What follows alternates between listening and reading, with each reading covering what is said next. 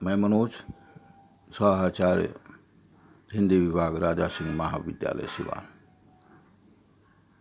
आज के व्याख्यान में स्नातक द्वितीय वर्ष के तृतीय पत्र में प्रस्तावित रामधारी सिंह दिनकर द्वारा रचित कुरुक्षेत्र का षष्ठ सर्ग पर चर्चा की जाएगी।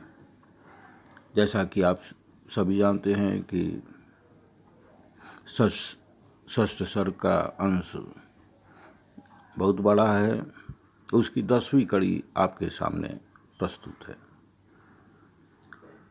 जैसा कि आप सभी जानते हैं कि मनुष्य के सभ्यता के विकास में विज्ञान और तकनीक का बहुत बड़ा योगदान रहा है, लेकिन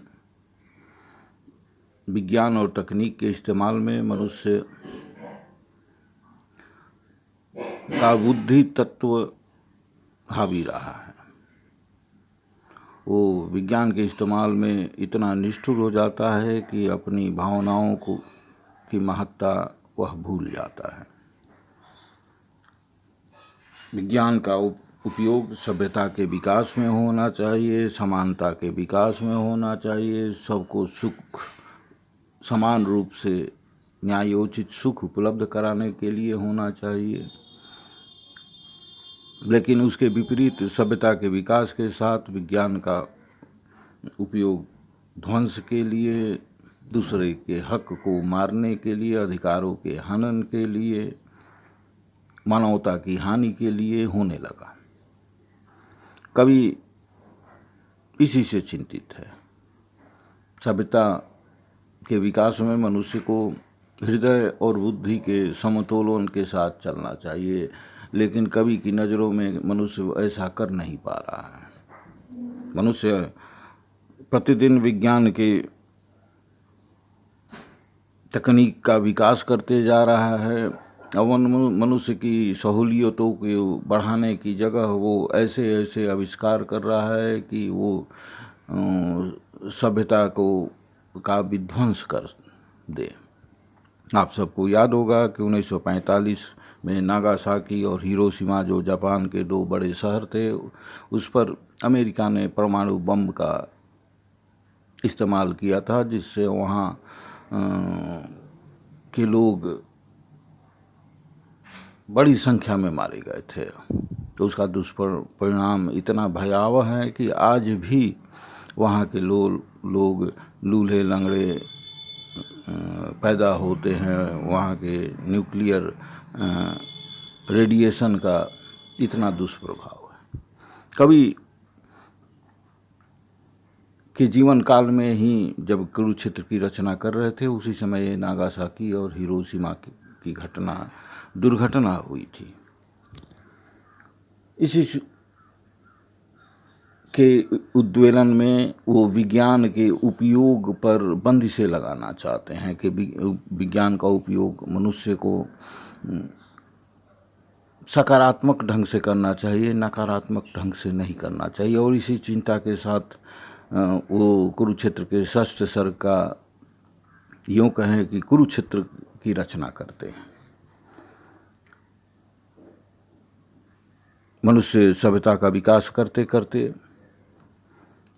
आज की स्थिति में पहुंचा है, लेकिन उसमें उसके आदर्श बदलते जा रहे हैं।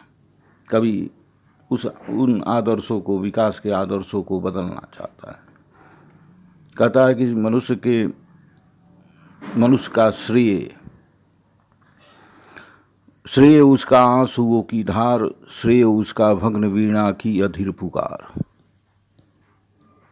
मनुष्य का श्रेय, मनुष्य की महत्ता दूसरों के दुखों को देखकर द्रवीभूत होने में है, दूसरे के आंसू को देखकर उसके हृदय में करुणा की उत्पत्ति होने में है, न कि उस दुखों को वो तिरस्कृत कर दे। श्रेय उसका आंसुओं की धार, श्रेय उसका मन भग्न वीणा की अधीर पुकार।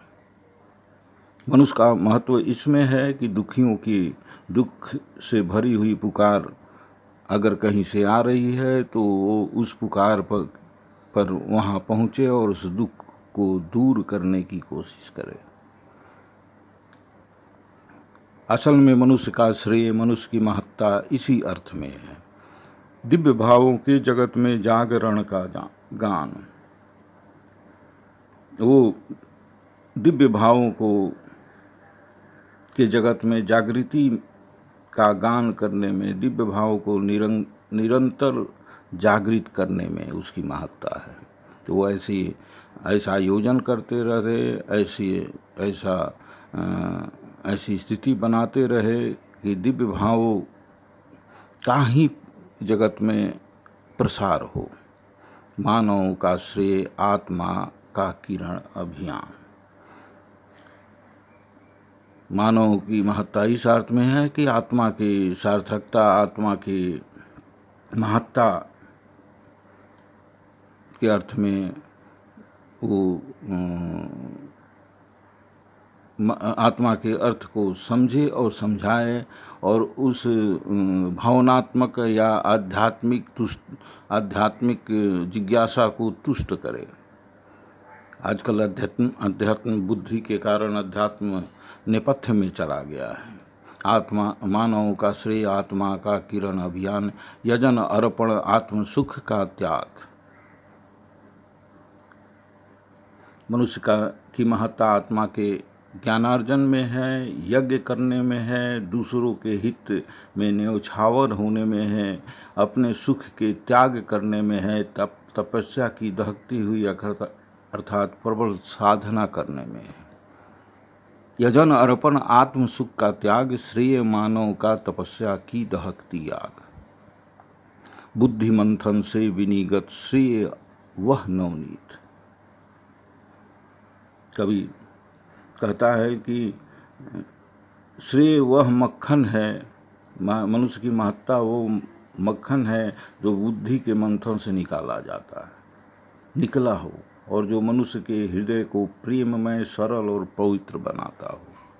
बुद्धि मंथन से विनिगत श्रेय वह नवनीत, जो करे नर के हृदय को स्निग्ध सौम्य पुनीत।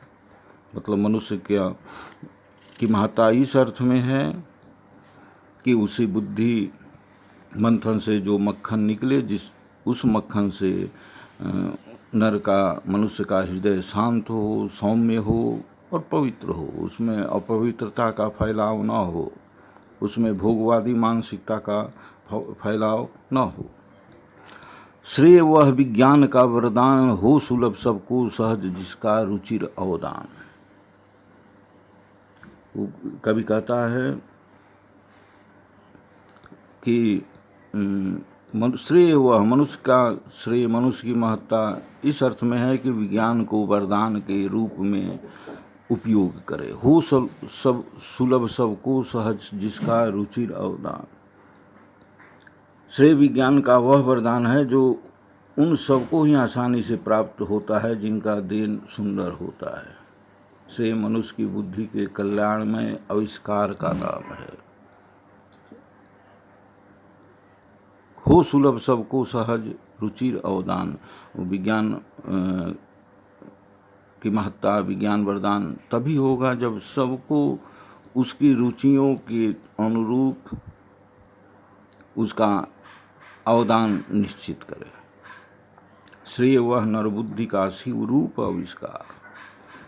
विज्ञान मनुष्य की महत्ता इस अर्थ में है कि उसकी बुद्धि का प्रयोग संसार में शिवत्व की स्थापना में हो, ढो सके जिससे प्रकृति सबके सुखों का बार।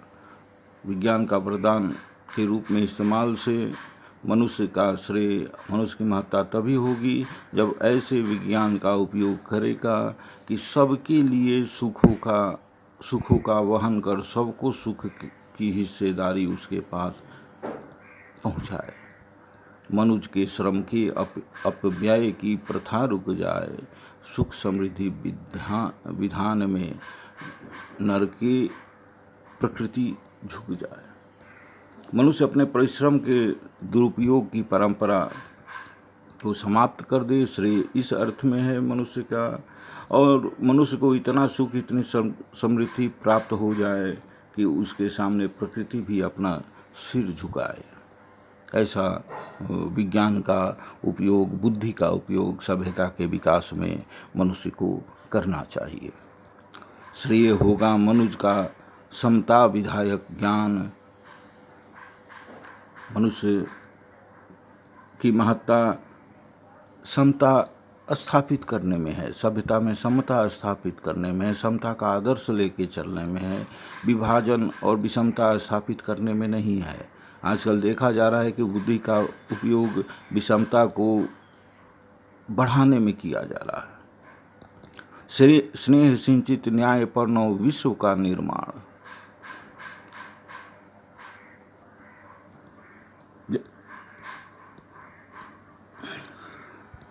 स्नेह सिंचित न्यायपूर्ण विश्व का निर्माण। मनुष्य का श्रेय और महत्ता इस अर्थ में है कि वो ऐसे आदर्श की परिकल्पना करे, ऐसे समाज का निर्माण करे जो यहाँ प्रेम केंद्रीय भाव में हो और पूरा विश्व प्रेममय हो जाए। पूरे विश्व का निर्माण प्रेम की नींव पर हो। एक नर में अन्य का निशंक दृढ़ विश्वास, धर्म दीप्त मनुष्य का उज्ज्वल नया इतिहास। एक नर में अन्य का निशंक दृढ़ विश्वास। प्रत्येक मनुष्यों के बीच में आपसी अविश्वास न हो, सब एक दूसरे पर अटूट विश्वास करें, उसमें किसी तरह की शंका न हो। वैसा समाज के निर्माण का आदर्श मनुष्य को रखना चाहिए। धर्म दीप्त मनुष्य का उज्जवल नया इतिहास। अगर ऐसा होगा तो ये मनुष्य का उज्जवल नया इतिहास बनेगा। समर शोषण ह्रास की विदाउली से हो, और उस इतिहास में युद्ध नहीं होगा, शोषण नहीं होगी, ह्रास की कथाएं नहीं होगी, ह्रास के गीत नहीं होंगे, पृष्ठ जिसका एक भी होगा न दग्ध मलिन, और उस इतिहास के पन्ने का एक भी पृष्ठ गंदा नहीं होगा।